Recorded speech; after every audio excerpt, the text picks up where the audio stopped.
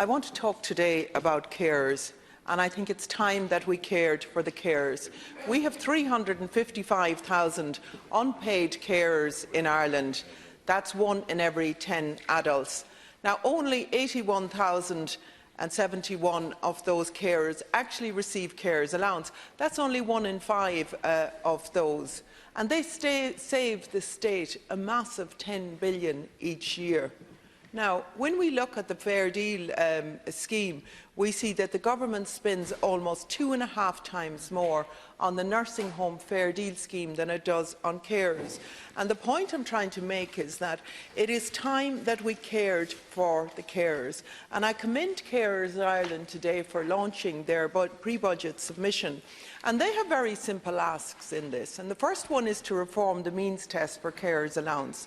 The means test hasn't been reformed since 2008. There's been no change whatsoever in the disregards.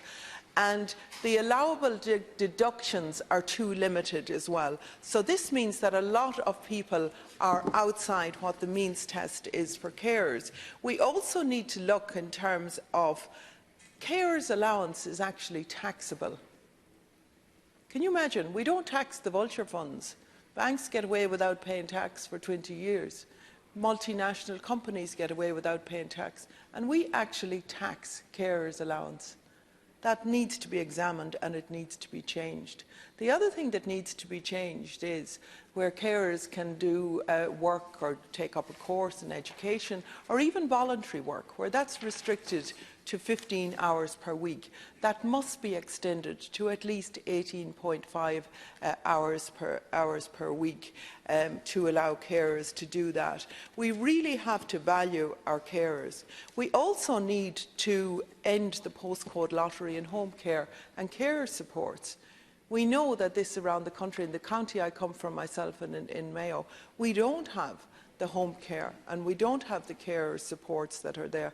We also need to replace the mobility allowance and the motorised transport grant that was withdrawn in 2013.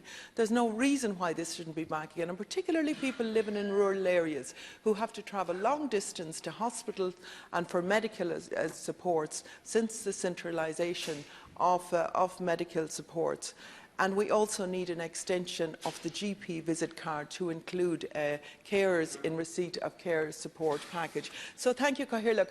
And I would ask, Deputy Leader, that we would have the Minister come into the House and that we would have a real meaningful debate on how we treat our 355,000 unpaid carers in this state.